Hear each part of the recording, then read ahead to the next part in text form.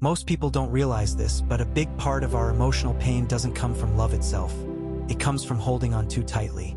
You care about someone, you care about an outcome, you care about how things should be, and slowly that care turns into attachment. And when it turns into attachment, you start to feel trapped. It's like your mood depends on something outside of you. If they talk to you, you're fine. If they pull away, you spiral. That's an exhausting way to live. The good news is, it doesn't have to stay like that. Change is possible. The ancient Stoic thinkers, people like Marcus Aurelius and Seneca, spent a lot of time on exactly this problem. How do we stay human, stay loving, stay present, but not become prisoners of our emotions? Their answer was detachment. Not coldness, not apathy. Detachment.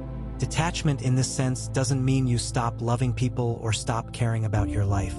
It means you stop letting every little thing control you. You stop handing your peace to other people to manage. You stop saying, if they don't choose me, I'm nothing, or if this one plan doesn't work, I'm done. Detachment is you taking back the center. Think of your emotions like a house. If you let anyone walk in, move furniture, turn lights on and off, of course you'll feel chaotic. Stoicism teaches you to close the door a little, to decide what gets in, to remember that what you can control, your thoughts, your actions, your choices, is where your energy should go, and what you can't control, other people's moods, timing, the past, should not be allowed to run your life. Let me say it clearly. Detaching doesn't mean you don't care. It means you care in a healthy direction. You can love someone and still not let them be the judge of your worth. You can want a relationship and still not chase after someone who's not choosing you. You can have goals and still stay calm when the timeline changes. That's emotional freedom. To start, you need to be honest with yourself. What are you overly attached to right now? Is it a person who is half in, half out? Is it an image of success you saw online? Is it the need to be validated so you don't feel invisible? Naming the attachment is powerful because most of the time we suffer in a vague way. We don't even know what exactly is pulling us. Once you see it, you can work with it. Then ask the second question. Why am I holding this so tight? Sometimes it's fear of being alone. Sometimes it's ego you don't want to lose. Sometimes it's because this person or situation came to you in a moment of weakness, so it felt extra special, and now you're scared you'll never get that feeling again. When you see the reason, the grip already starts to loosen. A helpful way to picture it is this. Imagine you're walking through life with a backpack. Every attachment you refuse to let go of goes into that backpack. First it's light, then you add someone you miss, then you add a past mistake, then you add comparison, then you add the need to impress. One day you wake up and life feels heavy. Not because life got worse, but because you kept packing things you were meant to set down. Detachment is you opening that backpack and saying, this belief that I'm unlovable without this person, I'm putting that down. This obsession with what they're doing, I'm putting that down. This idea that I must be chosen to matter, I'm putting that down. You don't throw away love. You throw away the part that's suffocating you. What the Stoics wanted was not a life without emotion, but a life where emotion doesn't drag you around. When you detach, you create space to focus on what actually moves your life forward. Your growth, your niche, your craft, your faith, your character. You stop refreshing someone else's page and start updating your own. And from that place, you can actually love better because you're loving from wholeness, not from panic. Attachment often disguises itself as love, but if you listen closely, it has a different voice. Love says, I want what's best for both of us. Attachment says, I need you to fix how I feel. One is generous. The other is a bargain with the ego. The ego wants guarantees, timelines, certainty, status. It wants to never feel rejected again. So it clings. And when clinging becomes a habit, we start calling it destiny. It's not destiny. It's a loop. The loop usually starts with a subtle story.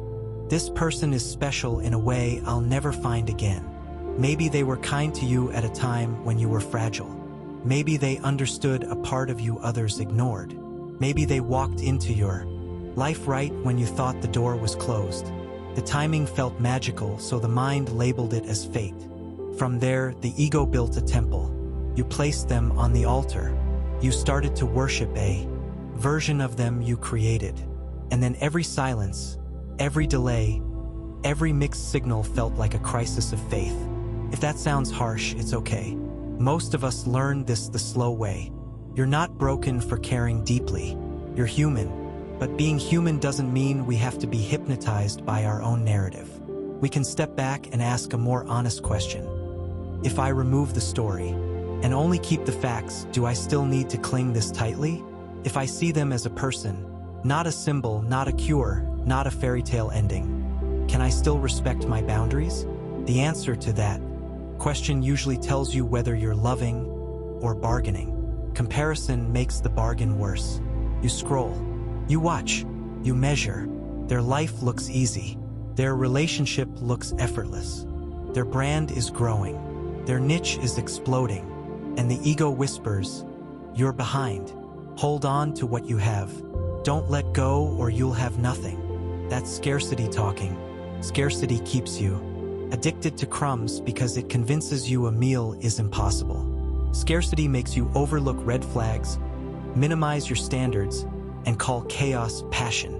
But abundance speaks differently. If you keep building your character, new doors appear. If you keep building your craft, new rooms open. If you stay aligned, what's aligned finds you. You don't need to grip, you need to grow. Another illusion the ego sells is rarity. This was the first person who truly saw me. This was the only shot I had in years. This kind of chemistry never happens twice. Rare doesn't automatically mean right. A storm is rare too. You still don't build your house under it. If something felt rare during a lonely season, it may only be rare because you were not giving yourself what you needed. As you expand skills, health, community, faith, purpose, what felt rare becomes normal. You meet more compatible people. You find better fits. You realize the world wasn't small. Your life was just underfed. Underfed lives overattach. Well-fed lives choose. So feed your life. Feed it with the simple things that make you steady. Consistent sleep, movement, real food, spiritual grounding, honest work, learning, and contribution. Feed it with environments that respect you. A nourished nervous system makes wiser choices. You won't chase as hard when your nervous system isn't starving. You won't confuse intensity with intimacy. You won't confuse attention with value. Value is a key word here. Attachment often comes from outsourcing your value. If they pick me, I have worth. If they stop picking me, I shrink. Your value is not a light someone else flips on and off. It's a light you protect. Some people will stand in front of it. Some will turn away from it. Some will be blinded by it. But none of them are the power source. When you truly believe that, your grip loosens without resentment. You can want someone and still release them if they're not good for your peace. You can admire someone and still say no to their chaos. You can feel chemistry and still honor your standards. From the Stoic angle, this is radical but simple. Place your peace where your control lives. You don't control their feelings, their timing, or their readiness. You do control your attention, your effort, your honesty, your boundaries. The more you habitually invest in what's yours, the less oxygen you give to the illusion that you must hold on to what isn't. Try this mental reframing the next time the urge to cling spikes. Instead of, I can't lose them, say, I can't lose myself. Instead of, I need them to choose me, say, I need to choose what keeps me honest. Instead of, if they go, I'll never feel this again, say, if they go, I'll feel differently, and different can be better. Your brain listens to the sentences you repeat. Change the sentence, you change the state. And notice how your body speaks when you're attached versus when you're aligned. Attachment feels like holding your breath. Alignment feels like exhale. Attachment is tight shoulders, clenched jaw, checking your phone while pretending you're fine.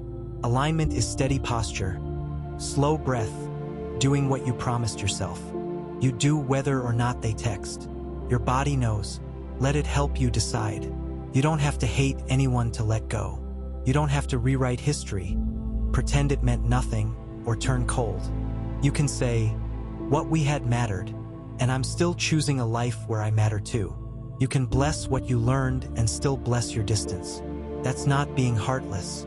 That's being responsible with a heart that you plan to live with for the rest of your life. If you need a compass, borrow this. I will stop assigning other people the job of holding me together. I will stop making any one person the gatekeeper of my joy. I will stop delaying my growth until someone validates it. I will become the person I'm looking for. When you move like that, you don't scare love away. You create a place where love can sit without having to save you. From here, the rest of the work is practice. Practice seeing people as people. Practice catching the ego when it starts to escalate a story. Practice choosing activities that fill your day so you don't spend every hour waiting for a notification. Practice building in the places. You want to bloom your craft, your niche, your health, your service. And on the days the old pull returns, don't panic. Sit with it. Breathe. Say, I know this feeling and I choose not to obey it. That's the muscle. That's how it grows. Happiness becomes a lot less mysterious when you stop tying it to things that move. People move, seasons move, opportunities move, even your own interests change over time. So if your sense of worth is always strapped to something that shifts, you'll always feel like you're chasing, never arriving. Stoicism offers a calmer way. Root your joy in what's yours to keep, your character, your way of thinking, the way you treat others, the work you put into your life. When that becomes the center, you can enjoy everything else without being owned by it. A lot of emotional attachment comes from the idea that I am not complete yet, so I need someone or something to complete me. It sounds romantic, but it's actually a trap.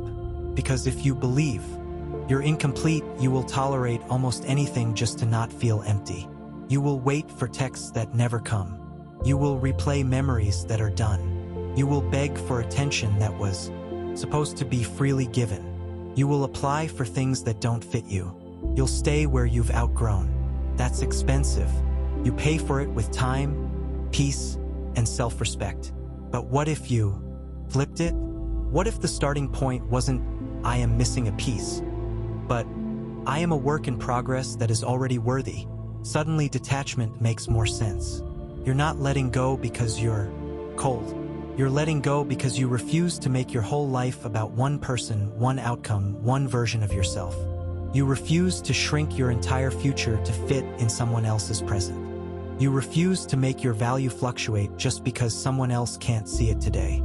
Think of yourself like a garden. You don't beg a single flower to stay. You tend the soil. You water what you can. You remove what blocks the light. You trust that in a healthy environment, beauty shows up. That's what focusing on your inner life does. You work on your thinking, less jealousy, less comparison, less ego flaring up every time someone pulls away. You work on your habits, real rest, real work, real learning. You work on your presence, how you speak, how you listen, how you carry yourself. And slowly, you become someone who doesn't need to cling because you've made your own company a good place to be. This is also where standards come in. People who don't think they can find better hold on to what hurts them. People who believe in growth can release what doesn't match that growth. Detachment helps you see clearly, this person is not bad, but they are not building with me. This space is not toxic, but it's too small for who I'm becoming. This rhythm is familiar, but it's not healthy. When you see that, you can step away without making anyone the villain. Not everything you outgrow is evil. Some things are just complete.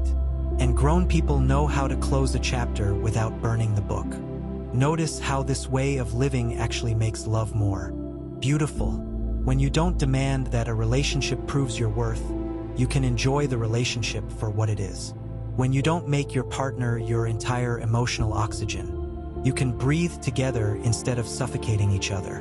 When you don't make attention the currency of your value, you can receive attention without panicking about losing it. Detachment is not anti-love. It's love without chains. And yes, there will be lonely days. Days when the memory feels louder than the present. Days when your phone is quiet and your mind is not. Detachment doesn't erase those days. It just gives you a way through them without collapsing. On those days you return to what is stable. Your routines, your purpose, your faith, your people, your craft. You remind yourself, I can miss someone and still move forward. I can remember something good and still make something new. I can feel a wave and still stand. That's what maturity sounds like. If any of this resonates, make it practical. After this, don't go back to checking someone's page for the 10th time today. Don't rewrite the same story in your head. Don't tell yourself you'll start healing when they come back. Start now. Do one thing that feeds your life, not your longing. Read something that strengthens you. Work on something you've been postponing. Reach out to someone healthy. Pray. Journal. Create. Every small act of choosing yourself makes the old attachment a little weaker. And keep this sentence somewhere you can see it. I don't have to hold on to. Prove that I loved. I can release and still be grateful. I can release and still be kind. I can release and still be worthy. Detachment is not the end of feeling. It is the start of feeling from a clean place. Place where you're not begging. Place where you're not testing. A place where you're not waiting for someone to come back so you can start living again. You can start now. That's the whole journey. See the attachment for what it is. See the ego behind it. Come back to what you can actually control and build a life so full and aligned that holding on to what hurts simply stops making sense.